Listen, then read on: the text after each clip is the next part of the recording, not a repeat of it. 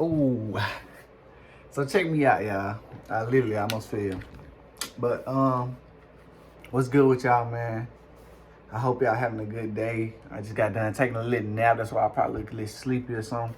But I hope y'all having a good day, man. If not, you gonna get through it, bro. You know how the last thing you thought you weren't gonna get through, you prayed, you cried, and you got through that. So you gonna get through this. You feel me? So but today, y'all, we got this reaction to Joe Rogan, the mindset of winners. Everybody want that mindset, but everybody don't have that mindset. But we gonna see what Joe Rogan got to say about his mindset of winners. Let's get it. Who's this? Chad Johnson, he always eats McDonald's, and he's doing it while he's working out right here. Yeah. Yeah, dude, you can do that. Yeah. It's all in how much you exercise. Now, that's not all he eats. No, not all. Let's go, Chad. Obviously, man, that man Chad Johnson is an animal, bro. He eat McDonald's. Okay, that's where he messed up at. That's where he nasty.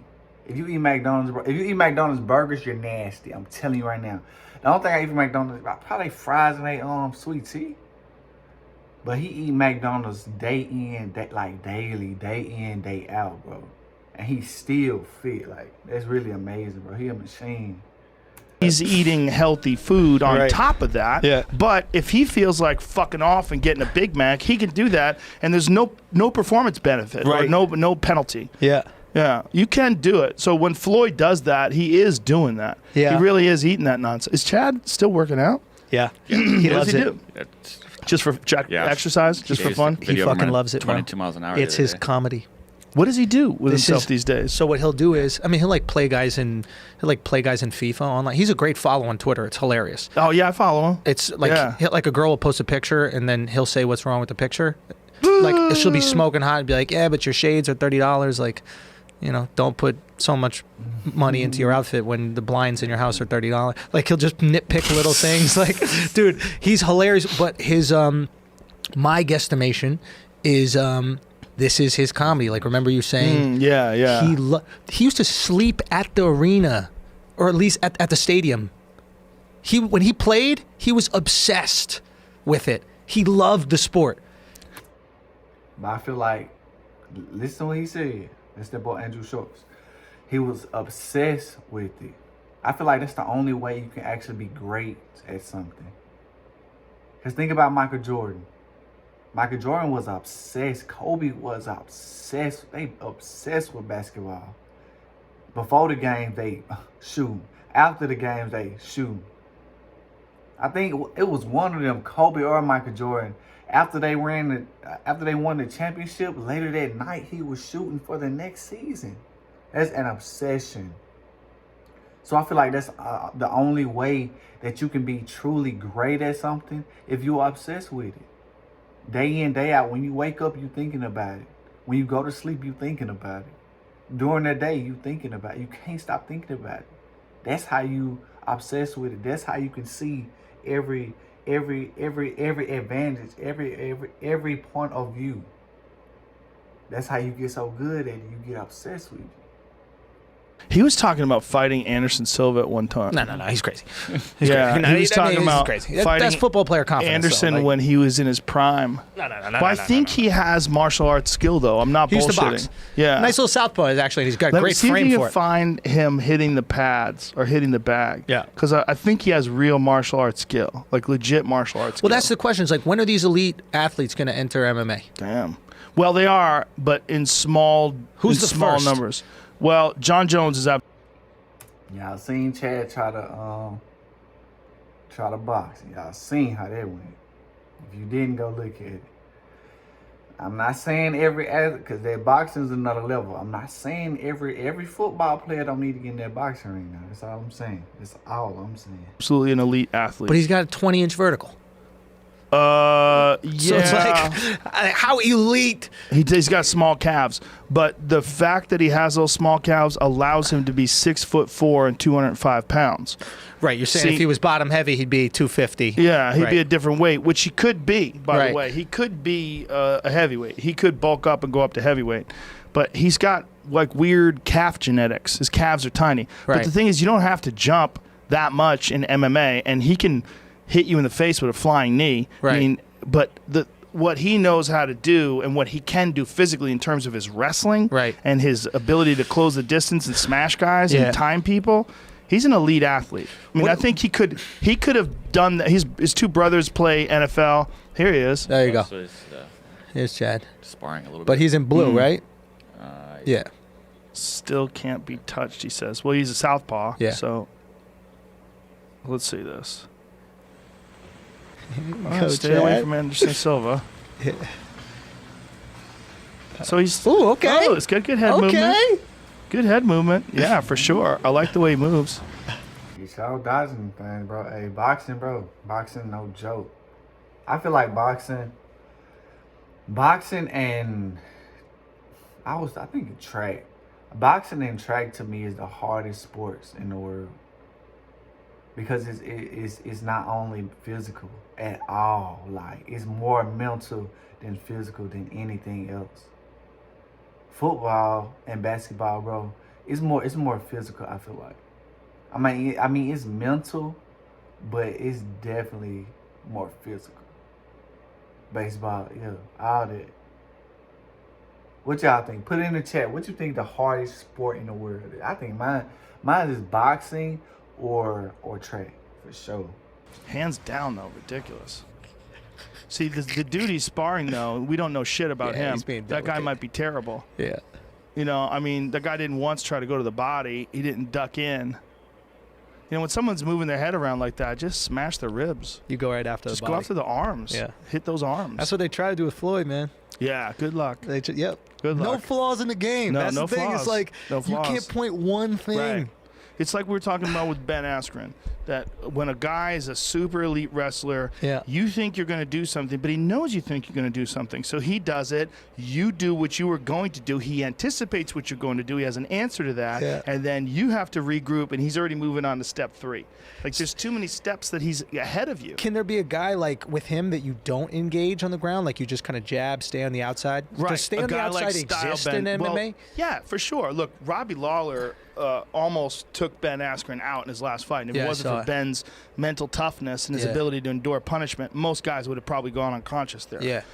But Stylebender, like a guy like Stylebender would be one of the worst fucking nightmares for a guy like Ben Askren. Right. Because he's super difficult to take down. And on the feet, he's not going to do anything stupid. Right. You're going to move forward and try to grab a hold of him, and you're Yeah. just going to eat knuckle sandwich after knuckle sandwich. And he's going to slowly chop at your legs. Whack. Yeah. And you're going to feel that low calf kick. Whack. You're going to feel the inside of your thigh. Shit. Yeah. You're going to try to walk off the pain. You'll switch stances because it starts to hurt. Whack. He recognizes you switching stances. He attacks the other leg. Now both your legs are fucked up. Yeah. And he comes down the middle with a knee to the solar plexus. Now you're hurting. Yeah. Trying to play it off. It's just a matter of doing his game. In Stylebender's game, his game is keep the fight standing. Right. Fuck you up. And then Ben Askren's, it's grab a hold of you, fuck you up. Right. Drag you to the ground, fuck you up. It's a matter of like who's better at the weak aspect of the other person's game. Right. Yeah. Yeah. How can I take advantage? Yeah, it's so crazy, and no one could be the best at everything. So like MMA math is a notoriously difficult thing to do. Like say if Jamie beats me, but I beat you, but you beat Jamie. Yeah. Like that happens. But that's MMA math. It's crazy. But we always say that with like, styles make fights. Yeah, exactly. But it doesn't work with Floyd. See, in boxing, that styles make fights only goes so far. With MMA, it's because the sport's more comprehensive, because there's more skills, there's more different things happening. It's football compared to basketball. Maybe. Right? It's like there's more tools that can be used in here that can offset what's going on. Yeah. Whereas basketball, the Warriors are going to beat any team 4 out of 7 games. That's just going to happen. I don't know shit about basketball or football, so I'm just guessing. You could be a superstar. Like, there's no one position in football that can... I definitely, bro. Like, this lately, really, like, since I stopped playing football, like, I've been out of high school for over, I think, I don't even know how long, I don't even know. But I've been out of high school for a minute, so as soon as I stopped playing football, I stopped watching it. I definitely don't watch basketball on TV, bro. Basketball on TV is so boring to me. I don't know why. Like, it's boring. I can't watch it. Change the game. What There's about so the many. quarterback? No? I think a quarterback is overrated. And to be honest with you, I think the most important position is offensive, defensive line. Well, I'm always amazed at Tom Brady's body. How regular it is. Super regular. Super regs. Super regular. But they get it. That team gets it. They like I think Tom Brady's like 15th highest paid quarterback in the league. It's like right. Bro, I don't know how I cannot explain how Tom Brady do what he does with that body that he has. Like, he has no muscles. He just slim and tall. That's it. But he can throw like a freaking cannon. I don't get it. It's freaking amazing. But if you look at an elite athlete's body, right. I want to see a dude who's built like Kamaru Usman. Yes. The UFC welterweight champion. Yeah. That's an elite athlete. You look at him and you go, oh, Brady's not an elite athlete. Looks like a UFC champion. He's not an elite athlete. When you hit, greatest quarterback of all time. Whoa, Isn't can't that wait crazy? to see this guy without a shirt on. What does he look like? Your and father. You're like, that's my dad. You know what he looks like? A Tom. He looks like Tom Brady. It's exactly a guy what named the Tom fuck Brady. he looks like. Hi, He has Tom. his own body. Yeah, I mean, what makes that guy so special? That's the thing. Is like sometimes, Something's going on. Yeah, he's up here, and I think he's got a lot of it up here, and he works hard. It's like, sometimes the greatest aren't Pull the up great. a picture of him next to Kamaru Usman. Yo, you know what it is? It's like sometimes having all the natural tools is to your detriment. There he is. Look at that. Yeah, bro. Come on, son. Supple. Yeah, like a leopard. Yeah, he's ready. Oh my god. Yeah, Ben Askren's similar too. Yeah, he's got a little muffins. He's got a little muffin on him. Ben Askren's got even worse. Pull up a picture Why doesn't of he Ben come Askren. down and wait, Ben Askren? Boy, that's funny. He doesn't boy. want to. Ain't no way, And boy. he's got it like that. I don't give a fuck. Boy, ain't no way, boy. Yeah. He feels like he's so much better as a wrestler that everybody else is fucked. Give me an image. Yeah, of go to Ben. like his abdomen. Yeah, look at that. I mean, he's got abs. He's got obviously hips. Underneath that. That's from ONE FC. He looks even worse now. Yet winning. Yeah, there he goes. I mean, that is not. That's Tom Brady, man. The ideal male combat body. You would think that's not what the ideal combat body looks like. But he'll fuck shit up. Yeah, there's a picture of him with Kamaru Usman there, but he's got a shirt on. Yeah, Usman is insane. Lucky for him.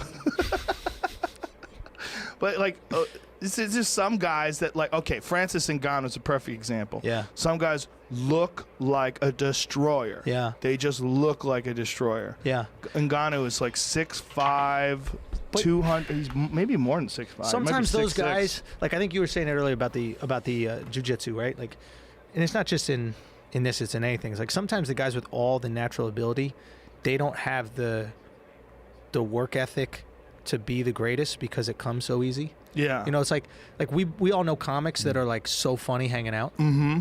And not a mindset. It's not about the physical though. But it's not about the physical. It's about the mental, bro. You got your mind right. Anybody, bro, listen. Key to life. If you got your mind right, you're unstoppable. If you got your mental capacity, if you have mental toughness, mental fortitude, all that, high mental capability, it's really in any arena, that's crazy, in any arena, sports, music, what, a communicator, what, an engineer, what, plumber, what, everything. You got your mind right, bro. You are unstoppable. But that's why you got to be obsessed. It ties back into it. That's why you got to be obsessed, because that's getting your mind right, so you can be unstoppable. You know what I'm saying? they're okay on stage. Yep. And I think it's because comedy comes so easy to them. They don't hit the gym. Yeah. You know what I mean? Like maybe you need that like Jordan almost like sociopathic approach to it. You know, where like we were having this conversation earlier is like, like, do you think Jordan's happy? I don't think he's happy. Remember when he was inducted into the Hall of Fame? Bro, I thought you were about to tell me he was abducted in plain sight, and I was like, bro, if this guy fucked Jordan too, he is the GOAT.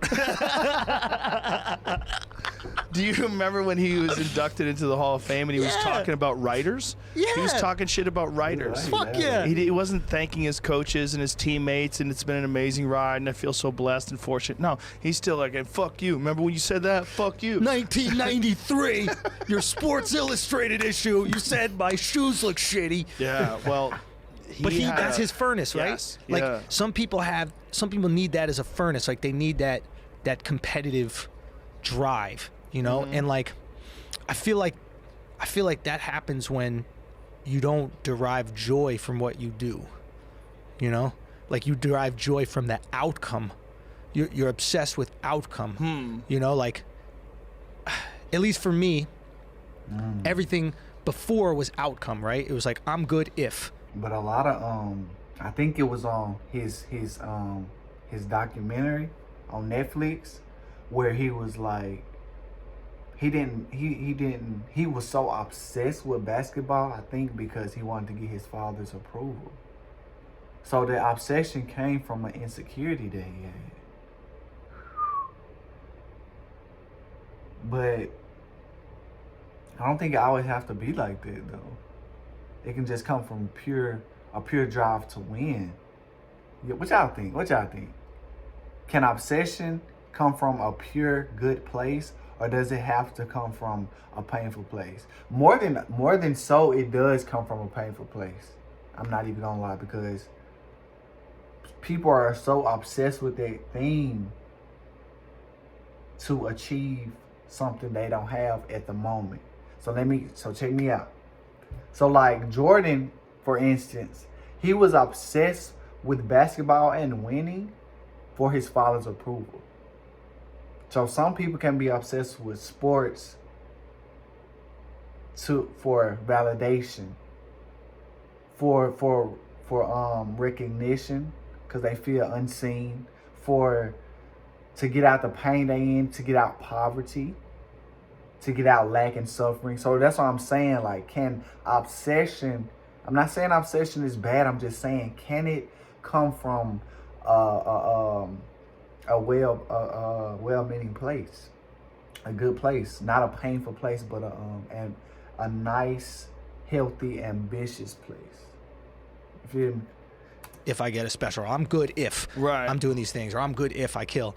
And the second I was stripped of the opportunity to do those things, I actually found like I loved creating more, and then whatever the outcome was extra. Does that make sense? Right. Yeah. So I think it's a happier path.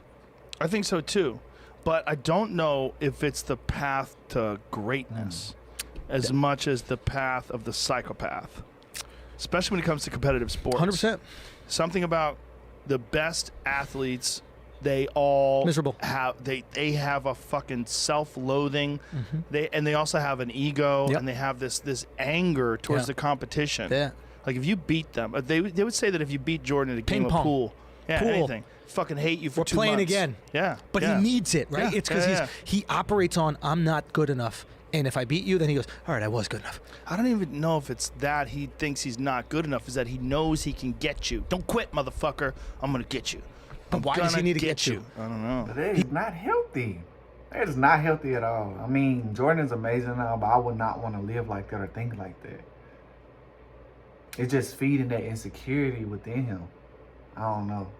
I mean, it helped him in the long run, but dealing with that your whole life, it had to be stressful.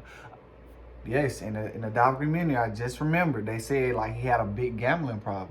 And I can see why, because he never wanted to lose. He never wanted to lose because of that insecurity. That's the problem, the insecurity. That's where the problem come in. I can see that he never wanted to lose. I understand it, but because of the insecurity, that's where the issue come in at. He needs to, because it's like he needs to confirm something. Maybe. Right? I need to confirm. It's constant confirmation. Yeah. I need to confirm I'm that great. Yeah. Confirm. Where it's like, not that he doesn't believe he's great; it's that he wants to confirm it constantly. it's there's a little shadow of a doubt. Yeah. He's like, I'm great.